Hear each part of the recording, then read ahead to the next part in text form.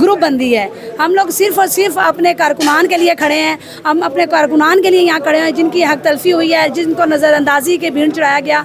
और हम समझते हैं कि ये पार्टी डिसिप्लिन के ख़िलाफ़ है, ये नज़्म व ज़ब्त के ख़िलाफ़ है, ये हमारी तंजीमों के ख़िलाफ़ ये बात जाती है। हम सिर्फ इस चीज़ के पे को फोकस करते हैं, क्योंकि हर आने वाला बंदा हमसे ये सवाल करता है कि आप डिस्ट्रिक्ट की जनरल सेक्रेटरी हैं, आपकी जनरल बॉडी किधर थी, आपकी पीपल्स पार्टी की लेडीज़ किधर हैं, आपकी लेडीज़ को क्यों निगलेक्ट किया गया, आप हमें जवाब दें। तो इस वजह से मैं यहाँ पे जमा होती हूँ, मैं आती हूँ अपनी लेडीज़ के वजह से, उनके यकजहती उनके साथ शो करूँ और उनके साथ मैं खड़ी हूँ जिनको निगलेक्ट किया गया या जिनको इस निशाना बनाया गया इस सारी पॉलिसी मैटर का।